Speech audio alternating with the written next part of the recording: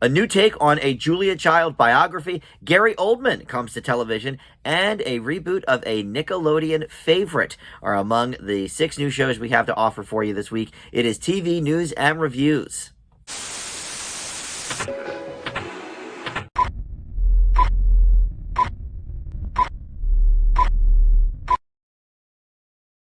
Hey guys, Dan here. This is Dan Reviews It, and welcome to TV News and Reviews for the week. We've got 6 new shows to talk about, including Julia over on HBO Max, Slow Horses with Gary Oldman from Apple TV+, The Fairly Odd Parents, Fairly Odder, a live-action take on an animated Nickelodeon classic, Craig Robinson returning to television with Killing It. We have The Last Bus over on Netflix, and a mystery cooking competition called Rat in the Kitchen. That's our 6 programs for the week. But before we get into that, of course, we've got to do the news, and there is not much of it this week. I mentioned this last week that we're going to have a lot of news coming up in May as we hit the network upfront presentations, usually around the second week of the month. But for now, there's only 4 things to talk about of note, and the biggest one is the CNN Plus cancellation thing. So this was a streaming platform that just premiered a few weeks ago, and it's already done. By the end of April, it will be gone for good. And, you know, a lot of people on some different sides of the aisle politically were saying, oh, well, they couldn't get any subscribers, and oh, death to CNN and all of this. But really, what happened was, yes, subscribers, I'm sure, were minimal to start out, because I don't think this was a necessary streaming service. But in any event, it didn't really have much to do with that. It didn't have room to grow and, figure out whether it was going to succeed or fail. Warner Brothers and Discovery sort of merged. And so now Warner Brothers owns CNN Plus and the recently launched Discovery Plus, which is only about a year old. So they sort of cut their losses before they, sunk even more money into this. And so April 30th will be the last day for this.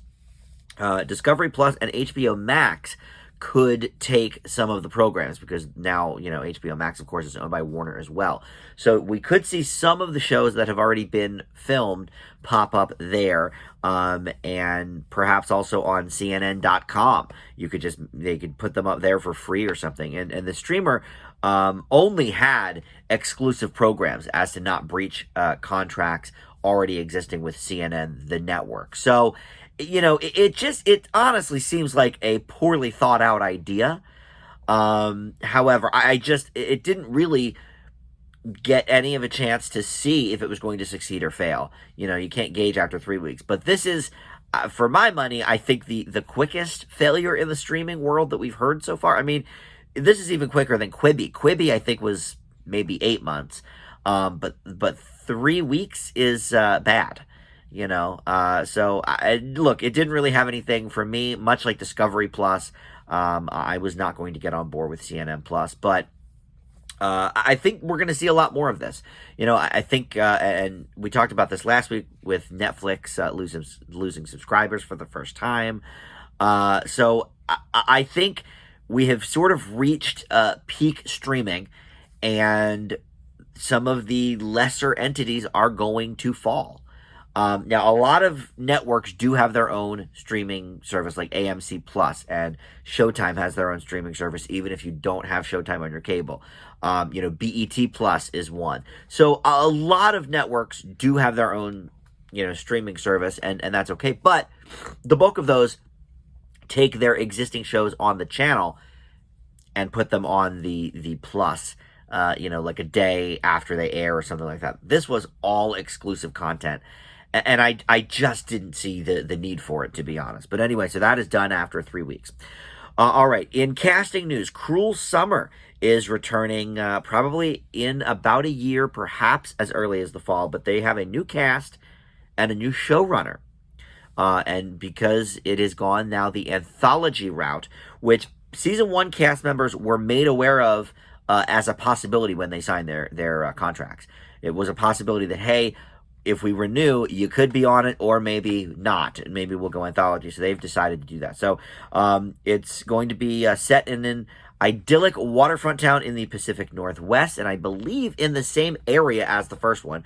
But season 2 is going to follow the rise and fall of an intense friendship of teenagers from 3 different timelines, much like the first season did, this time surrounding Y2K. So I enjoyed that first season, so it could be interesting to go the anthology route with that. In odds and ends, we've got some Roku dating shows. So Roku is still sort of getting into the scripted business. They had the Zoe's Extraordinary Playlist TV show. I think I've reviewed maybe one of their shows recently, but they are really just getting started in the original content. They bought Quibi, to speak about Quibi again. So they have, I guess, all of the filmed Quibi shows, like not the daily news breaks and not the daily weather breaks and that kind of stuff, but all of the scripted shows and some of the reality shows as well. Anything, that wasn't like live or news specific, they picked up. But now they have announced 3 dating shows, and they all are sort of interesting in their own way. So, To Paris for Love, a reality rom-com, is from producers Reese Witherspoon and Zoe Saldana, and it's a 90-minute unscripted feature that follows 3 single friends looking for the journey of a lifetime in the City of Lights. And so the friends travel there to Paris for 2 weeks in search of true love. But it's unscripted, so, that could prove interesting. I may actually watch that to review it. I don't know if that counts. I guess it counts as a film and not a TV show. But in any event, The Marriage Pact is another one.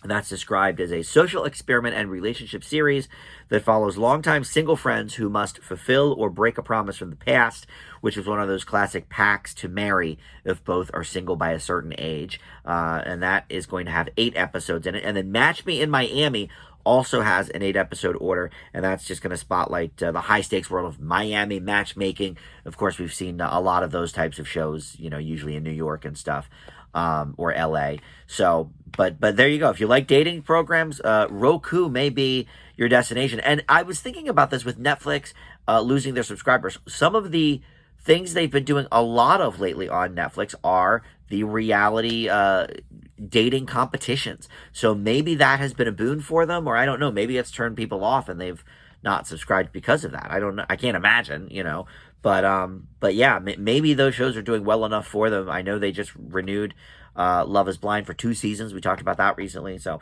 all right. And then finally, in reboots and spinoffs, The Time Traveler's Wife, which was already a movie, but it's all based on a book. So Theo James and Rose Leslie are going to join the TV version, and it's a 6-episode miniseries on HBO on Sunday nights starting in May. The story is going to unfold across decades, much like the movie did, with seasons and hairstyles changing as the duo attempt to navigate their precarious relationship. I honestly don't really remember the film very much. It came out many years ago, probably maybe 2013 or 14. Rachel McAdams is in it. And I'll be honest, I don't even remember who the guy was that was in it. But I know it was a fairly big hit, but I think I graded it like a C or a C+. I thought it was very middling, especially for a time travel movie, which I usually like those. But maybe the TV version will do it better. Maybe having 6 episodes as opposed to a 2-hour film, will help it. So we will see about that. All right. So like I said, pretty quick on the news this week. Let's get over to the reviews, and we're going to stick actually with HBO. We were just talking about The Time Traveler's Wife on there. Well, HBO Max is where you can see the show Julia, and this is Julia Child. And unlike Julie and Julia, which was the Meryl Streep movie from years ago with her and Amy Adams, this is sort of a precursor to that whole era, that timeline. In the movie version with Meryl Streep, she was already a success. She had her TV show for many years. She had all these cookbooks that were so popular. But here we have sort of the start of all of that. Now, the books have been published, I believe. But what we're focusing on for this series is basically how she came to television. How was it that she sort of broke down all these doors and got these people, mostly men, who didn't really get it, to put her on television. And this is a very interesting one for me because it's almost a Frasier reunion of sorts, because Bebe Neuwirth, who played Lilith on Cheers and Frasier, and then David Hyde Pierce, who played Frasier's brother Niles, are both in this, and they are second and third billed. David Hyde Pierce plays Julia Child's husband, Paul, So, he's in it a lot. And then BB Newirth is a third build as well as one of their friends, I believe. So Sarah Lancashire plays Julia Child, who I've seen in a couple of things, but I was, for the most part, unfamiliar with. And I gotta say, she is amazing in this role. I mean, this is what I would say, like a star-making turn. It's a transformative role for her. I've seen, pictures of her, and she doesn't look that unlike Julia Child. Like, it makes sense in the casting process, but when I saw this, I sort of, saw sort of the poster for it or whatever and thought, well, you know what? We have sort of been there, done that with Meryl Streep. Julie and Julia, I have reservations about as a movie, but the performance from Streep as Julia Child was phenomenal. And then Stanley Tucci was the husband. I always love him. And so I was like, okay, am I crazy that to think that I should not be expecting, sort of the moon here? But this was an amazing, amazing performance. And I would say, because there's more episodes here, and we're actually getting to know her, like in the Julia movie, I feel like because she was famous for so long, we didn't really explore a lot about her background. Yes, the TV show was part of it, but it was, almost more about the Amy Adams character than it was about the Julia Child. And here, it's fascinating to watch her rise to fame, really. And she had some of the cookbooks out, but TV, it was sort of the golden goose for her, the big flag that she wanted. And it's really a fun ride to see her on that journey. And I'm telling you, this performance, it's probably better than Meryl Streep's. I mean, maybe because she's Julia Child in a younger version, so she gets to maybe play a little bit more with it and be a little, uneasy about herself and stuff like that. I thought it was a fantastic role. Now, the only thing I will say is, we have seen this era a lot lately. It takes place primarily, I guess, in the 60s. And we've seen that era a lot lately, and it always is kind of nice, but would I've liked to see maybe a more through the years biopic of Julia Child or miniseries. Perhaps, because we didn't get that with the movie. I'd love to see, a 30-year span. But, overall, I thought this was really, really engaging television. And I said this, I think, last week. But HBO Max is, I think, one of the top streaming places to go. Almost all of their shows are, of really high caliber. They have a few, eggs here or there, or bombs, but I really think this is another great one. It's funny. It's very funny. But it's also, this woman that we know so well. The performances are fantastic here. So I'm going to leave Julia with an A-. Up next, we will go to Apple TV Plus for Slow Horses. This is a spy thriller based on a novel of the same name. And it features, like I mentioned, Gary Oldman in, I think, his regular series, premiere. I don't think he's done anything like this before. But he shows up as the head of this slaw house, and he is kind of the head of it, where he drunkenly sort of stumbles through taking care of these people who have been sent there after, some demotions or some errors or what have you. And basically, this is kind of like where they send people who mess up in the spy game. But the main agent that we're talking about is River Cartwright, played by Jack Lowden. And he suffers this really embarrassing display in the first couple of scenes here. So he is exiled to this house, a purgatory of sorts. And they are known as the Slow Horses. That's where we get the name of the show. And so they are now tasked with, pencil pushing and paperwork and all of that kind of thing. But things take a turn when some dangerous things start happening near the house. Kristen Scott Thomas is here as a general director of MI5 as well. We always like seeing her. I'll be honest, I watched the first 2 episodes of this, and I think there's only 6 total.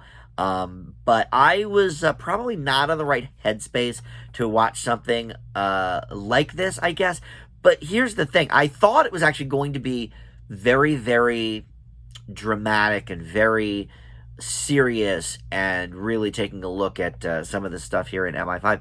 But the biggest downfall, I think, of this show is that it has no idea what direction it wants to go in. It's sort of, one part workplace office comedy, and 1.5 to 2 parts maybe of the drama and the espionage and the intrigue. And it seemed very at odds with itself. So as I was watching it, and again, maybe I wasn't in the right headspace, because the first, like maybe 20 minutes is pretty serious stuff. And it was just like, okay, am I going to be able to follow this? Like, am I invested enough? And then once we meet Gary Oldman's character, it sort of turns on its ear a little bit and becomes kind of it's silly at times, TV comedy. It's very odd. I don't think it ever finds its footing in these first 2 episodes. I will say, if this continued on as a series, I could see them going the anthology route with this and maybe having Gary Oldman be sort of the standard, and, okay, he's the head of the house. Maybe even Kristen Scott Thomas as well, since she's, part of the MI5, but have different people come through the house each season and have different, dangerous things happening near the house that they have to then, okay, what's our next mission? I think that could be an interesting take. And of course, Gary Oldman's good. He's always pretty solid here. I wouldn't say this is his best performance, because I think he also struggles a little bit with what is the tone of this show that we're doing.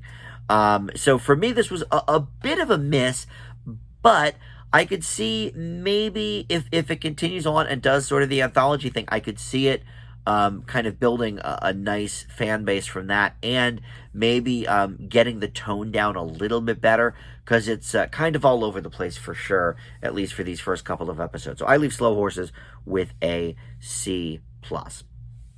Up next, The Fairly Odd Parents, Fairly Odder. This is, of course, from the Nickelodeon show Fairly Odd Parents, which was, I believe, other than SpongeBob, I think it is their second longest running animated series. Now, it did break for a few years and then came back, but I think either by episode total or by number of years, I do think it is their longest. It ended several years ago, and it had some movies as well that had some live action elements to them. I think 1 or maybe even 2 of them were completely live action movies. But when I saw a trailer for this, I thought, well, this is weird, because, it's a cartoon show, so they're taking it to the live action universe. But the godparents themselves are still cartoons. So they do have that element. And of course, with technology now, it does look very seamless. So I like that part of it. And we have the returning voice work actors from the Odd Parents, Wanda and Cosmo. Susan Blakesley and Darren Norris are both here as their characters from the original series. So that is a lot of fun. And of course, Timmy Turner was, the main character in that one. But here in the first episode, we see that he is basically going off to college. And much like Andy in Toy Story 3, spoilers for that great movie 10, 12 years ago, whatever. Timmy has decided, okay, it's time for me to move on with my life. I'm going to basically donate my godparents to this other person who is his cousin. And so she is moving to this new place. So for the first time, she's in a new place and doesn't know anybody and is nervous and trying to make friends and stuff. So they will help her out on that journey. And not only is it a live action adaptation of the animated show, but it's in true Nickelodeon style. It's got the laugh track going on too. So it's really different in the look. But oddly enough, no pun intended, I guess. Oddly enough, because I guess the voice acting is the same from the godparents themselves, the tone remains remarkably similar to the original show, even though it's completely different in looks. And I liked that about it. It is funny.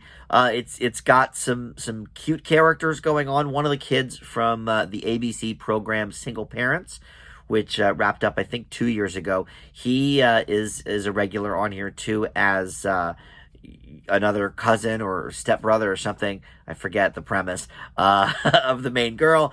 And so they both sort of take turns doing wishes from the godparents. I think out of all these sort of reboots lately, the Nickelodeon ones seem to be the most reverent, I think, with their original shows. Because I really liked the iCarly one as well, which I think just started its second season. But the Disney Channel ones, not so much. I didn't really like the Louder and Prouder, the Proud Family, that much. But I think this will really strike a chord with people that watch the original. And I think it is funny, and I think it could bring newcomers along that were either too young for the original or whatever, or just it sort of passed them by, but now they have kids of their own. Oh, let's check these out. And I do think all of the original series, at least the original run, is on Paramount Plus as well, if you want to kind of compare and contrast. But I thought this was a lot of fun, another pretty good one in the reboot camp for Nickelodeon. I leave the Fairly Odd Parents with an A-. All right, next we're going to go to Peacock for Killing It. This is Craig Robinson's return to television. Of course, he had a regular role in The Office, but he's done several shows since then. He had a sitcom that I think was on Netflix, or maybe it was on NBC, I don't even remember now, called Mr. Robinson, where he played a music teacher. But here, this is a sort of wacky show that takes place in Florida with this guy who is sort of struggling to keep focus on his life, and he's sort of having a midlife crisis, I guess you could say, and he stumbles into this Florida Python Challenge where you can earn tons of money for if you get the most pythons, the biggest pythons, that sort of thing. And so this is almost kind of like a buddy comedy kind of thing. Craig Robinson, we know. Claudia O'Doherty, you may not know by name, but she was a regular cast member on the popular Netflix show Love, which is an excellent show. That's kind of where I recognize her from. But their chemistry together is very, very funny. She basically is his Uber driver. That's how they meet, and then they sort of both fall into this contest together. And it has presented some wacky situations, some over-the-top physical comedy stuff. And it's honestly nice to see Craig Robinson doing something slightly different. I mean, he's still kind of, like the put upon guy who, means well, but gets the shaft and stuff. I mean, he kind of was that way as Daryl in The Office, but I don't know. He wasn't, to my recollection, known for physical comedy. And here there's a lot of it. And I will give them props as well for having a deaf character. Also, I don't know if she's deaf in real life, I'll be honest, but his ex-wife in this show is a deaf character, so there's some sign language going on, and I always, we talk about diversity all the time, but we rarely include, people that either have, physical handicaps, people in wheelchairs, something like that, or, deaf people or blind people. So I think it's really cool, especially with, CODA being so big right now and us sort of being so aware that there aren't a lot of deaf characters and actors in our movies and shows. So I applaud them for that as well. But this was a pretty fun one. It definitely is a little silly, but Peacock's another one. I really like their original sitcoms. We Are Lady Parts is great. The one with Ed Helms, is that called Rutherford Falls, I believe? That is very good as well. I think that's coming back for season 2. I would love to see more of this show. I think the chemistry between the two leads is great. Definitely, it's a suspension of disbelief kind of show. A lot of crazy things are happening with these characters, but I like the show. I laughed a lot. I'm going to leave Killing It with a B+. All right, next we have The Last Bus on Netflix, and this is a disaster show. But it is a family-friendly one. It's rated TV PG, and basically after these kids go on this life-changing field trip, they are struggling now to save humanity from an army of ruthless drones headed up by the keynote speaker, this tech billionaire at the conference or whatever, at the museum that they're having the field trip for. This show is I don't know what to think of it, because I like the premise of it. especially like we've seen this sort of play out a lot in the last year or so, but Rom's Gone Wrong as a movie did something very similar. And we've seen quite a few elements of it, but it's interesting that this show kind of premiered within a few weeks of the Elon Musk buying Twitter thing. There's obviously a lot of talk about that, so sort of interesting that they have maybe a couple of parallels here. But then by the end of the first episode, we find out what's really going on with these drones and stuff, and then episode 2 launches right into disaster mode, these kids running for their lives and all of that kind of stuff.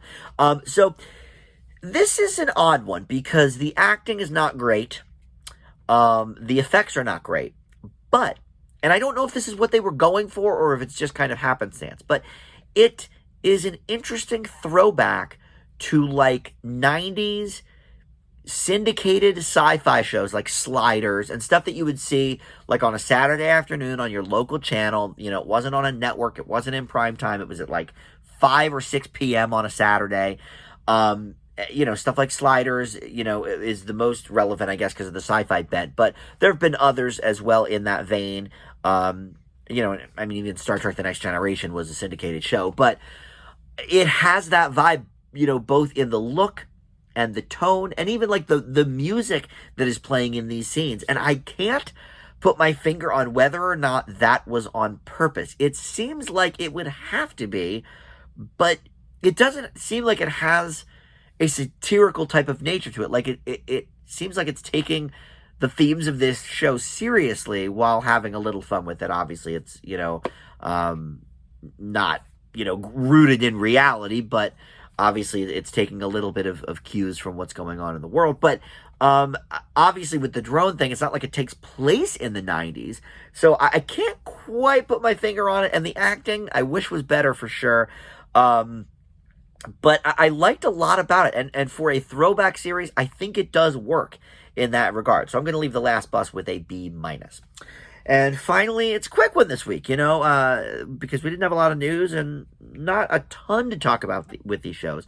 So we'll end with this one here, Rat in the Kitchen. This is on TBS. It is a cooking competition show, but it's also a mystery. And it's very, very much in the same vein as The Hustler on ABC, which is an excellent program. In fact, it even has a magnifying glass and a similar font, I believe, for the title card. But in this, 6 new contestants every episode face off against each other to cook different things for comedian Natasha Leggero, who is sort of the host, and then this guy who is a judge, or he's a chef, but he is the judge. I am not really familiar with him, but what is his name here? Can I find it? I don't know. Ludo Lefevre, or Lefevre, or something. But Ludo is his name. Maybe you know him if you're into the chef circles, but he's French. And basically, these 6 people are sent in groups, on either 2 or 3, depending on what round they're in, to make different dishes, and then they sort of rotate. And okay, now I'm working on the thing they started, and one of them is a rat. One of them is trying to destroy the food to make it taste horrible. I think it's kind of interesting that Ludo and Natasha Leggero have gone along with the let's taste something that is bound to taste like garbage. If the rat has his or her way. So I will give them props for that. It's kind of funny. But I think it steals a little too liberally from a lot of other things. The Hustler is certainly one of them. But even some of the Gordon Ramsay stuff, I think it kind of steals from in more than just the kitchen aspect, but just in the quickness of the show. They have only like 40 minutes to come up with these dishes and all of that. And I enjoyed watching it, but it definitely made me wish for more seasons of The Hustler. Like, when are we going to get season 3 on that? Because I love that show. But look, I think this is fun enough for people that do play sort of those secret identity games. I love them, Secret Hitler or Avalon, or, there's a ton out there that you can play at home. and it's kind of fun to play it on this sort of a game show. But as somebody who doesn't really know much about cooking, it's not like The Hustler is a lot more fun to try and figure out because it's just trivia questions based on things The Hustler does. So you can sort of pay attention to what they're doing or what they're saying. Here, it's like, okay, so-and-so, you poured a bunch of extra fish oil in the one dish. All right, well, we don't really see that as the audience because it would be then way too obvious that they're the rat. So they never really, give us any clues to try and figure it out, I felt like, and I did not like that. So it's worth a watch if you kind of like the mystery element shows, but it definitely pairs in comparison to The Hustler. No doubt about that. I'm waiting for that to come back, ABC. I'm going to leave Rat in the Kitchen with a C. I do give Natasha Leggero props, though. As a comedian, she's known for her jokes, but here she is tasting, something that is bound to be pure garbage at some point as she's going through the menu. So I will give her slight props for that. But I think a C is pretty fair for this show. All right, well, that will do it. Thank you so much for watching Dan's TV News and Reviews. We'll see everybody next week on Dan Reviews It. Bye.